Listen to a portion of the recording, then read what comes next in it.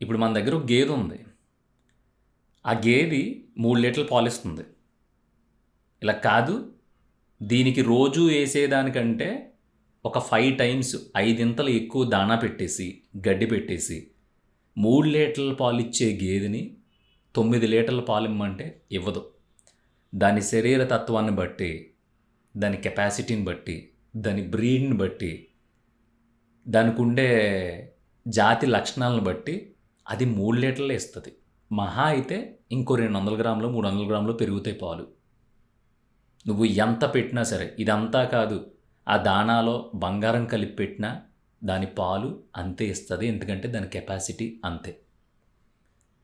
ఈ ఎగ్జాంపుల్ ఎందుకు చెప్తున్నానంటే, కాకినాడలో ఒక తండ్రి తన 2 కొడుకుల్ని చేతులు వెనక్కి ఎలా పెట్టి బకెట్లో నిండా నీళ్లు పట్టి ఆ బకెట్లో ముంచి చంపేశాడు. 2 కొడుకుల్ని, కన్న కొడుకుని చంపేసుకున్నాడు.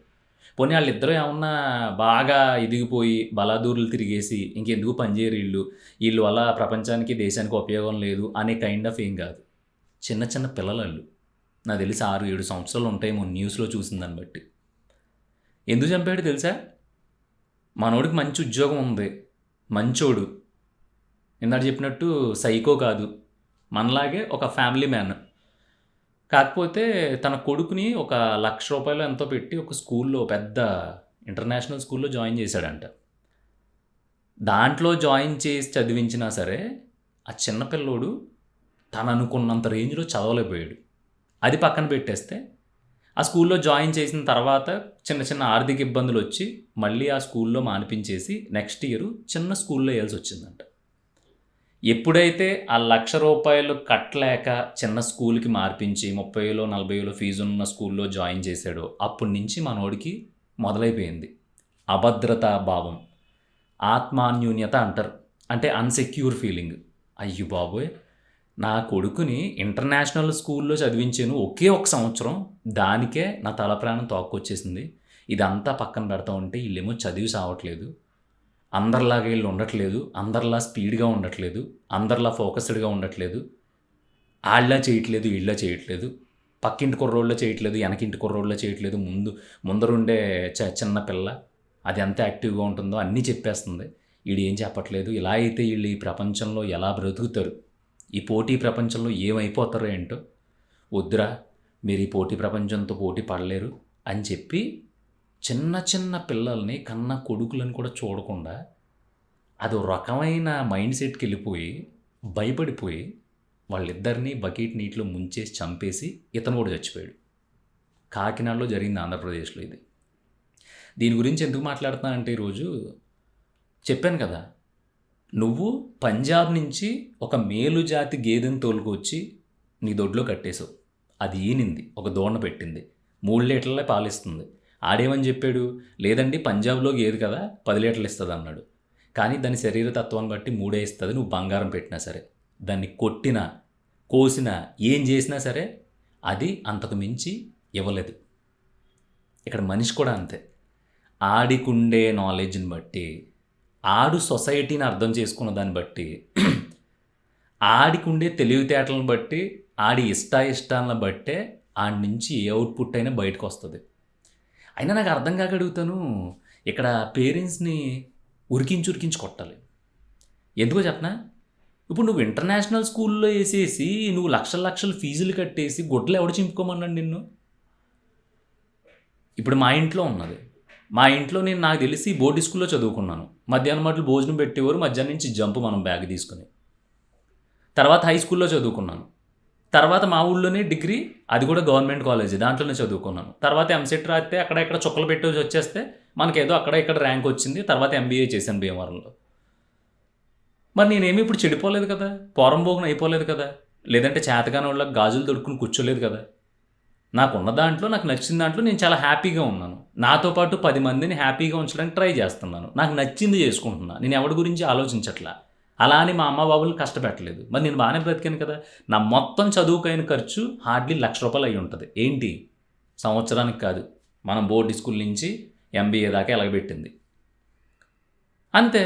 వదిలేశారు నన్ను అలాగా. ఎందుకంటే మా తల్లిదండ్రులు అంతగా చదువుకోకపోవడం వల్ల, ఒరే చదువు అని చెప్పారు తప్ప పలానా దాంట్లో చదివితే గొప్పోడవుతాడనే నాలెడ్జ్ ఆళ్ళకి లేకపోవడం వల్ల అదృష్టవంతుడిని. నాకు సమాజం అంటే, సొసైటీ ఏంటో నేర్చుకుని అక్కడి నుంచే చదువనేది అబ్బింది నాకు. పుస్తకాల్లో చదువు కాకుండా. శుభ్రంగా ఆడుకునే ఏజ్‌లో ఆడికి ముడ్డి కిందకి మూడో సంవత్సరం రాగానే, అంటే ఒక పిల్లోడు పుట్టి మూడో సంవత్సరం రాగానే ప్లే స్కూలు, ఆ స్కూలు, ఈ స్కూలు అని ఆళ్ళని తోసేస్తున్నారు. అక్కడి నుంచి ఆడు ఇక ప్రతిరోజు 25 సంవత్సరాలు వచ్చేదాకా అదే 4 గోడల మధ్యలో పోరాడాలి కదా! మరెందుకు నీకంత తొందర? అంటే ఈరోజు నువ్వు ఆడికి 5దో సంవత్సరం, 6 సంవత్సరం లేదంటే 10థ్‌కెళ్ళేసరికి ఆడికి సరిగ్గా మార్కులు రాకపోతే ఇంకాడు దేనికి పనిచేయడు. నువ్వే తిడుతున్నావు కొంపలో. నిన్ను అనవసరంగా కన్నాను. ఈ అమ్మ ఆడు చూడు, ఆ సుబ్బారావు కొడుకు చూడు. ఆళ్ళ నాన్నకి ఏమీ లేదు. రిక్షా తొక్కి మరీ అని చదివింతున్నాడు. ఆడు పెద్ద ప్రయోజకుడు అయిపోయాడు. నీకు నేను షూ కొనిస్తున్నాను, బట్టలు కొనిస్తున్నాను, బొమ్మలు కొనిస్తున్నాను, సైకిల్ కొనిచ్చాను, స్పోర్ట్స్ సైకిల్ కొనిచ్చాను, షూస్ కొనిచ్చాను, అయి కొనిచ్చాను, ఇయి కొనిచ్చాను. నా ఇష్టాలన్నీ మానేసుకుని నీ కోసం నా కష్టాన్ని మొత్తం దారబోస్తావంటే, నువ్వు నన్ను నా ప్రాణాలు తీయటానికే పుట్టావు. నువ్వెందుకు పని చెయ్యు. అసల ఎందుకు బతుకుతున్నావో నీకే తెలియట్లేదు. ఇయ్యా మీరు చిన్నపిల్లలతో మాట్లాడి. ఈ కాదు కదా! నిన్నాడు చదివించమని చెప్పాడా? పెద్ద పెద్ద లక్షలు పోసి స్కూల్‌లో చదివించు నాన్న నేను ఎళ్తాను నాన్న అని చెప్పాడా? ఒకవేళ చెప్పాడే అనుకో, ఆడి మొత్తం మీద ఆ కలర్‌ఫుల్ యూనిఫార్మ్ చూసి, ఆళ్ళు షూ ఏసుకోవడం చూసి, ఆళ్ళ ఐడీ కార్డులు ఏసుకోవడం చూసి, ఆ భ్రమతో ఆడుకుంటాడు తప్ప, 6 సంవత్సరం, 7 సంవత్సరానికి లేదంటే 11, 12 సంవత్సరాలకే నేను పలానా ఇంటర్నేషనల్ స్కూల్‌లో చదువుకుని ప్రయోజకుడినయ్యి మా నాన్నకు ఒక కిరీటం తెచ్చిపెట్టాలి అని ఏ కొరనా కొడుకు అనుకోడు. ఆళ్ళు అంత ప్రెషర్‌లోకి వెళ్ళిపోవడానికి, ఆళ్ళకి ఎక్కడ లేని ఆలోచనలు రావడానికి, ఆళ్ళు డైవర్ట్ అయిపోవడానికి కారణం మీరే. ఆడి బతుకు ఎలా ఎళ్ళాలనుంటే అలా ఎళ్తది. ఫస్ట్ నీ బతుకేంటి యాజ్ ఎ పేరెంట్‌గా, అమ్మా బాబులుగా మీరెంత సంపాదిస్తున్నారు సంవత్సరానికి? నెలకి ఎంత సంపాదిస్తున్నారు? 20,000 సంపాదిస్తున్నావు కదా! నీకెందుకు బాసు రూ. 1,00,000 స్కూలు? అంత బలిసి కొట్టుకుంటున్నావు నువ్వు? రూ. 1,00,000 స్కూల్ నీకెందుకు? వీధి చివర ఒక స్కూల్ ఉంటది. 30,000 తీసుకుంటాడు హైదరాబాద్‌లో అయితే. అదే ఊళ్ళో అయితే 15,000 తీసుకుంటారు సంవత్సరానికి. లేదంటే 12,000 తీసుకుంటారు. జాయిన్ చేయి దాంట్లో. ఆడికి చదువు అబ్బితే ఆడు చదువుతాడు. ఆడికి చదువు అబ్బలేదనుకో, నువ్వు తలకిందులుగా తపస్సు చేసేసుకుని, ఫ్యాన్‌కి తాడు యేసుకుని, ఇంగో నువ్వు చదవకపోతే నేను బిగించుకుంటానన్నా సరే, సరే బిగించుకో అంటాడు. ఎందుకంటే ఆడి కెపాసిటీ, ఆడి మైండ్ సెట్టు, ఆడి గ్రహణ శక్తి అంతే. దానికోసం నువ్వు ఫీల్ అవ్వక్కల. నేనేమీ ఎదవ ఎగ్జాంపుల్స్ చెప్పను. అంటే చదువుకున్నోడు ఒక్కడే మనిషా, చదువు లేనోడు మనిషి కదా ఇలాంటివి నేను చెప్పలేను. కానీ నేను చెప్పగలిగేవి చాలా ఉన్నాయి. ఒక స్టేజ్ మీద డాక్టర్సు, గొప్ప గొప్ప సైంటిస్టులు, పీహెచ్‌డీ చేసినోళ్ళు, 10కి మించి డిగ్రీలు చేసినోళ్ళు అందరూ ఒక పెద్ద స్టేజ్ మీద కూర్చునుంటే, ఇంటర్మీడియేట్‌లో చదువు ఆపేసి ఫెయిల్ అయిపోయిన రాజమౌళి స్పీచు వాళ్ళందరూ విన్నారు.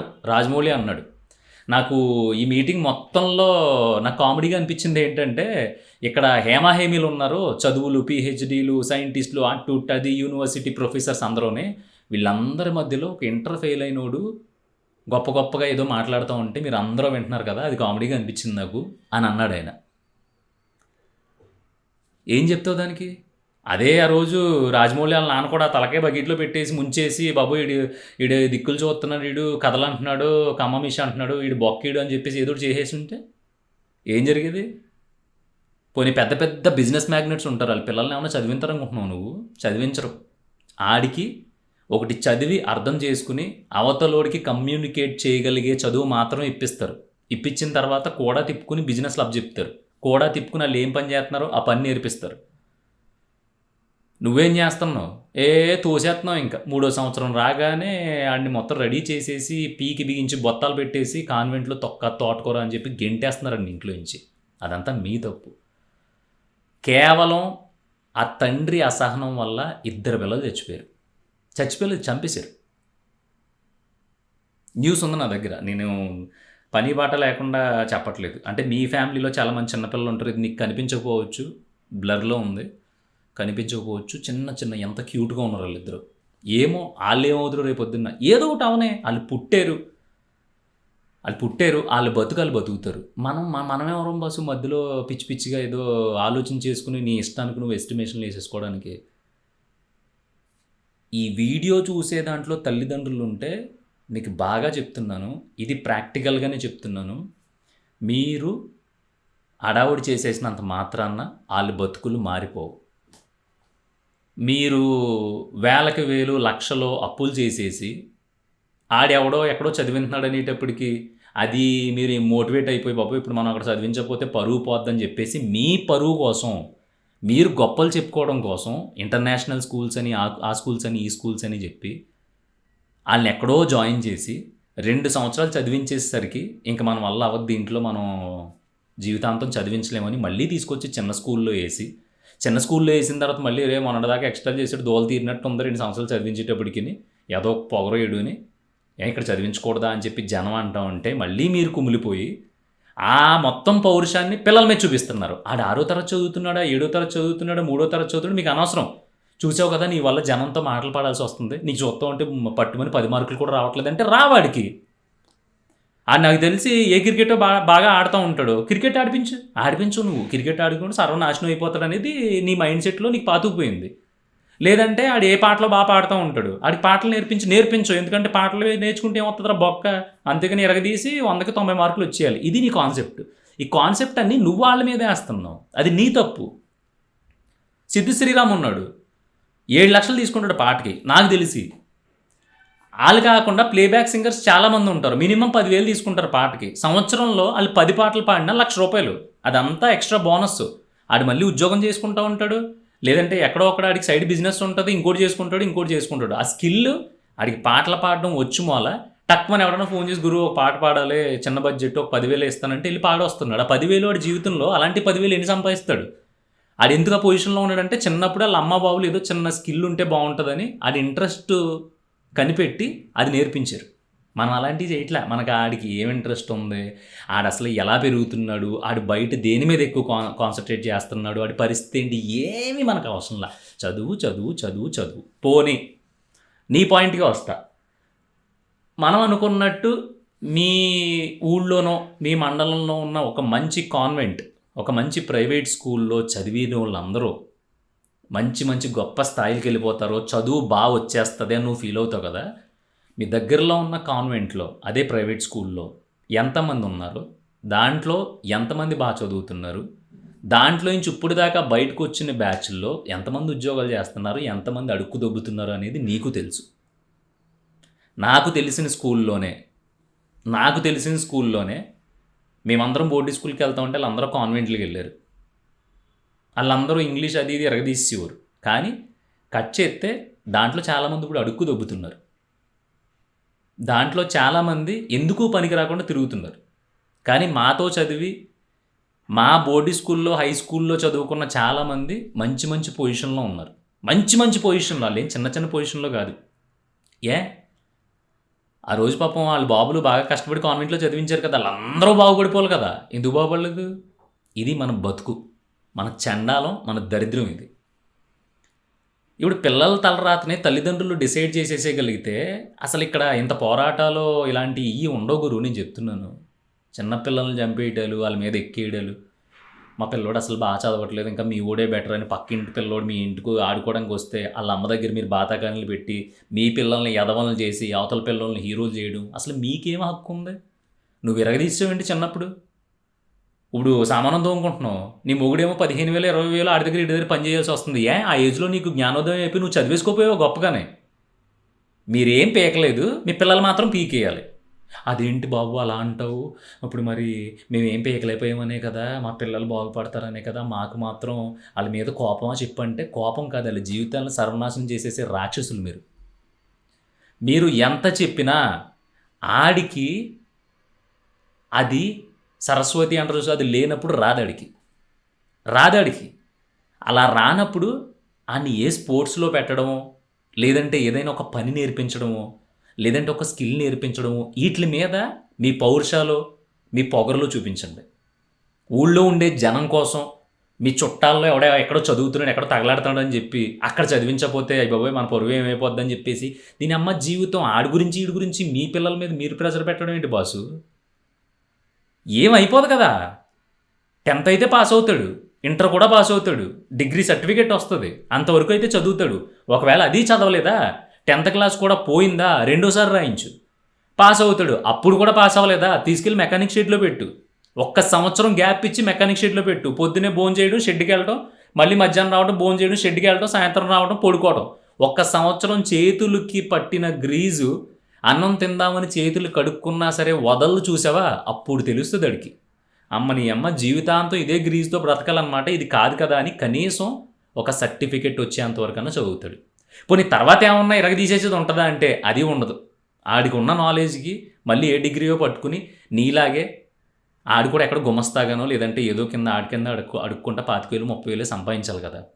అదే ఆడు కర్మ కాలిపి ఫెయిల్ అయిపోయాడు, వాడికి చదువు అవ్వట్లేదు, అదే మెకానిక్ షెడ్ లేదంటే ఇంకోటి ఎక్కడ చేసుకుంటున్నాడు అనుకో, రేపు పొద్దున్న ఓన్గా షెడ్ పెట్టుకుంటాడేమో, ఎవడో తెలుసు.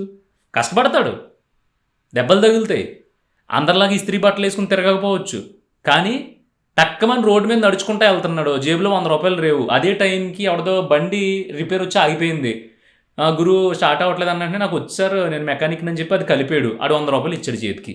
ఇప్పుడు ఎవడు వాల్యుబుల్? ఇదే కదా ఇంకోలో చెప్తా. నీ కొడుకు బాగా చదివేశాడు, సాఫ్ట్వేర్, మొత్తం జాబులన్నీ దొబ్బిని, వచ్చేసింది, అడుక్కు దొబ్బుతున్నారు ఇంజనీర్లు అందరూ. సో ఆ రోడ్డు మీద అయిపోయి ఏదైనా పని దొరికితే బాగుందని నడుచుకుంటూ వెళ్తున్నాడు, ఒక బండి ఆగిపోయింది, గురు స్టార్ట్ అవ్వట్లేదంటే నాకు తెలియదు సార్, అదే మనకి బైక్ గురించి అంత నాలెడ్జ్ లేదు అని చెప్పి ఏదో 2 కిక్కులు కొట్టి స్టార్ట్ చేయడానికి ట్రై చేస్తాడు తప్ప బండి స్టార్ట్ అవ్వదు. ఇప్పుడు ఎవడ సక్సెస్ అయినట్టు, ఎవడ ఫెయిల్యూర్ అయిపోయినట్టు, ఎవడో సక్సెస్ ఉండదు, ఫెయిల్యూర్ ఉండదు. ఆడి తలరాతి ఎలా ఏడిస్తే అలా ఏడుస్తుంది. మీరు రోజు చాలా ప్రయత్నాలు చేస్తారు కదా అమ్మ బాబులు, ఈ రూపాయి దాస్తే పాలు దగ్గర ఒక 10 రూపాయలు సేవ్ చేద్దాం, కిరాణా సరుకుల్లో ఒక 4 సరుకులు మార్చేసి ఒక 4 సరుకులు తగ్గించి 10 రూపాయలు దాస్తే మా పిల్లోడికి పని చేస్తాను, ఇవన్నీ పోగేస్తారు కదా. ఇవన్నీ పోగేయడం ఎందుకు? మీరు ఇప్పుడు ఏదైనా కోర్స్ నేర్చేసుకుని ఆన్లైన్లో హ్యాపీగా 4-5 నెలల్లో డెడికేటెడ్గా కూర్చుని కోర్స్ నేర్చుకుంటే మీకు సాఫ్ట్వేర్ ఉద్యోగం వస్తుంది. లేదా అదంతా కాదు, ఇప్పుడు ఇదంతా మానేసి శుభ్రంగా ఏదన్నా ఒక కార్పెంటర్ పనో లేదంటే తాపి మేస్త్రి పనో నేర్చుకున్నారనుకో, రోజుకి 1200 ఇస్తున్నారు హైదరాబాద్లో. నీకు ఊళ్ళో 10,000 వస్తుంది, లేదంటే హైదరాబాద్లో 25,000 వస్తుంది. నువ్వు కార్పెంటర్ ఉద్యోగం నేర్చుకుంటే ఇంటీరియర్ దాంట్లో ఎక్కడన్నా జాయిన్ అయితే నీకు 40,000 జీతం ఇస్తాడు. మరి నేర్చుకోవచ్చు కదా నువ్వు డెడికేటెడ్గా, నీ బుద్ధి జ్ఞానం ఉంది కదా, తాడి పెరిగినట్టు పెరిగావు కదా, పిల్లల మీద ఎక్కేస్తున్నావు కదా, నీ మీద నువ్వు ఎక్కువ. నీకు ఇప్పుడు ఏదైతే స్కిల్స్ ఉన్నాయో ఆ స్కిల్స్కి ఇంకొక 20% స్కిల్స్ యాడ్ చేసుకోగలిగితే, కష్టపడి కూర్చుని నేర్చుకోగలిగితే నీ జీతం ఇంకో 10,000 పెరుగుతుందని నీకు తెలుసు. నువ్వు చేస్తున్నావా? నువ్వు చెయ్యు. ఆడికి తెలియదు కదా తిరగబట్టం. గోదనా కొడుకు ఇంతే ఉంటాడు పాపమాడు. ఆడి మీద ఎక్కేసి అంటే తొక్కేసి కొట్టేసి రచ్చరచ్చ చేసేసి ఆడికి మార్కులు రావట్లేదు. ఏం చేసుకుంటావు గురు మార్కులు? ఆడికి రావు, నువ్వు కొట్టినంత మాత్రం రావు.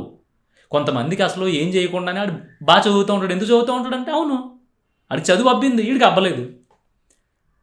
నేను ఎంత సీరియస్గా ఎందుకు చెప్తున్నానంటే చాలా చోట్ల ఈ మధ్యన ఎక్కువైపోయినాయి కాంపిటీషన్ చదువులు, ర్యాట్ రేసులు, అవన్నీ అలాగే ఉండి పరిగెట్టాలి తప్పదు. కానీ ప్రెజర్ పెట్టినంత మాత్రాన పరిగెడతాడు అనుకుంటే కనుక వాళ్ళ జీవితాన్ని సర్వనాశనం చేసేసేది మీరే.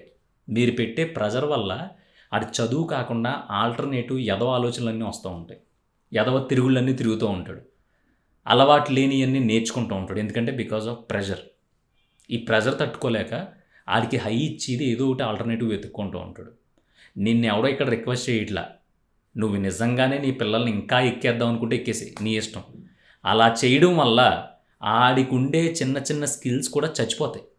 నిజంగానే ఆడొక మంచి గేమ్ ఆడుతున్నాడు అనుకో, ఈ అమ్మాయి ఎందుకులేరా బాబు మా బావ సావదొబ్బుతాడు, ఏదో సరదాగా ఆడుకుందాం అన్న గేమ్ని కూడా లైట్గా ఆడేసి వదిలేస్తాడు. అలా కాకుండా నువ్వు బాగా ఆడుతున్నావు అంట కదా, చదువుదేముంది జస్ట్ పాస్ అవ్వరా, కానీ గేమ్ మీద కాన్సన్ట్రేట్ చెయ్యి, లేదంటే 2 కాకుండా అయిపోద్దని చెప్పావు అనుకో, ఆడేమనుకుంటాడు నీ అమ్మ మా నాన్న భలే సపోర్ట్ చేస్తున్నాడు, ఈ గేమ్లో నెక్స్ట్ టైం ఏదో ఒకటి చిన్న ఛాంపియన్షిప్లో చిన్న కప్పు పట్టుకెళ్ళన్నా ఇవ్వాలి మా బావుకి, నేను ఏంటో ప్రూవ్ చేసుకోవాలి అనే నాలెడ్జ్ వస్తుంది చిన్నప్పటి నుంచి. ఏదో కౌరులు చెప్పుకో, చదువుకోకపోతే సంకనాకి పోతారు అని కామెంట్ బాక్స్లోకి ఎవడైనా వచ్చాడా ఆడితో నేను పర్సనల్గా మాట్లాడతాను. పర్సనల్గా అంటే ఫోన్ చేసి అది చేసి కాదు, అదే కామెంట్ బాక్స్లో కడిగి కంపల మీద పోసేస్తా.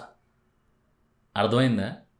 వాళ్ళు నీ పిల్లలు, నువ్వు వాళ్ళ గురించే కష్టపడుతున్నావు, రూపాయి దాస్తున్నావు. రేపొద్దున్నాడు నిజంగానే చదువు అబ్బక నువ్వు అనుకున్న రేంజ్కి వెళ్ళకపోయినా కనీసం ఆడు ఉండడానికి తినడానికి సరిపడా సంపాదించుకుంటాడు. సో ఆడికి ఇప్పుడు దాకా నువ్వు దాసింది ఎంతో కొంత పెడతావు, తర్వాత నువ్వు పోతావు. దాని తర్వాత ఆడి బతుకు ఆడి బతుకుతాడు. ఆడికి ఎలా రాసి పెట్టుంటే అలా. అంతేగాని పిల్లల మీద పెద్దరికాలు ఎల్లబోసేసి, పిల్లల మీద దాన్ని ఏమంటారు విపరీతమైన ఆర్గ్యుమెంట్ పెట్టేసి, ఆళ్ళతోని ఈళ్ళతోని పోల్చి, ఆళ్ళని ఈళ్ళని కంపేర్ చేసి, అందరు ఎదురుకున్న వాళ్ళని తిట్టి, అసలు కొంపలోనే ఆడు హీరో కాకపోతే బయట ఎలా హీరో అవుతాడు రేపొద్దున్న? మా నాన్న నన్ను నా వల్ల నీ వల్ల నా జీవితం మొత్తం సంకనాగిపోయిందిరా, నేను కష్టపడిందంతా స్కూల్ పాలు చేస్తున్నాను తప్ప నీకు పొట్ట చీలిస్తే అక్షరం ముక్క రావట్లేదని తిట్టిన తర్వాత ఆ కిడ్ ఇంకేమవుతాడు ఫ్యూచర్లో? ఫస్ట్ ఇక్కడ వీక్ అయిపోతాడు వాడు. అక్కడ వీక్ అయ్యాడంటే మనిషి ఆడెంత సంపాదించినా ఎంత చదువుకున్నా సరే పరిగెట్టలేడు బయట జనంతో. అదే ఇక్కడ స్ట్రాంగ్గా ఉన్నాడనుకో, ఆడు పేపర్ మీద ఉన్నది చదవలేకపోయినా సరే అవతల 100 మందికి సమాధానం చెప్తాడు. గుర్తుపెట్టుకో. నేను ఇది ఇంత సీరియస్గా చెప్పడానికి రీజను ఉందే, నాకు తెలిసి ఆ రీజన్ ఏంటో నీకు అర్థమై ఉంటుంది. అందుకని నీకు ఈ వీడియో నిజంగా వాల్యుబుల్ అనిపిస్తే మాత్రం నీ ప్రతి ఫ్యామిలీ గ్రూప్లో షేర్ చేయి.